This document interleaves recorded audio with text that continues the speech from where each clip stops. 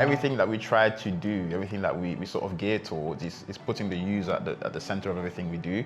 And that equates to better services for the user, that equates to, problems being solved at the source.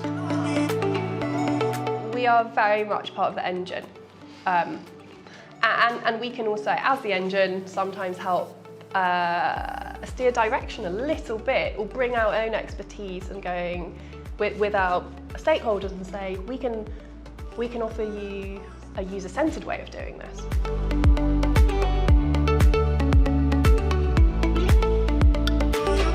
Because of the agile way of working, you don't just stick within your profession.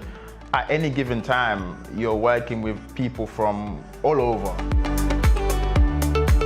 So we have a women and non-binary dev catch-up once a week, where we can share our thoughts, any feelings, and just make sure everyone's included into the dev workspace. So I'm part of the LGBT network.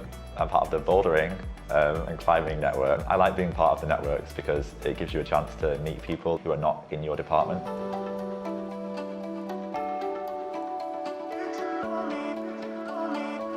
Team agreements, one-to-ones, all of that can be done virtually as easy as in person. There are no questions asked about why you want to work in the way that you want to work. We have sort of a concept of core hours in order to make sure that teams can get together and make the most out of spending time together. But really, when it comes to your working pattern, it is what works for you is what's going to work for the department too.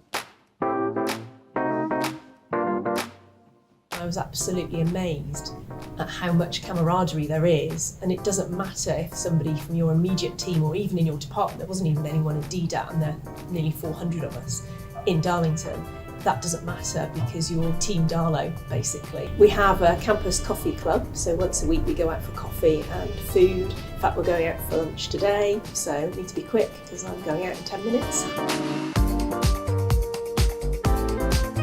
I love OAB. It's definitely the grandest civil service building I've ever worked in, possibly the grandest building I've ever worked in, full stop.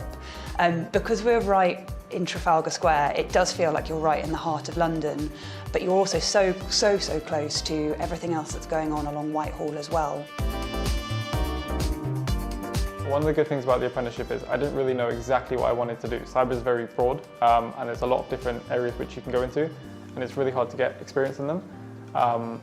So the apprenticeship sort of gives me an opportunity to try these different bits and then get an idea of what I actually like.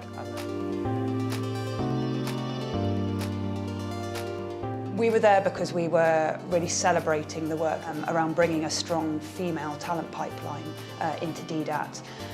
When I first joined, the whole chain above me, right the way up to permanent secretary, was female, and I loved that. That was the first time I'd stepped into an organisation and seen so many role models that bit further ahead of me in my career.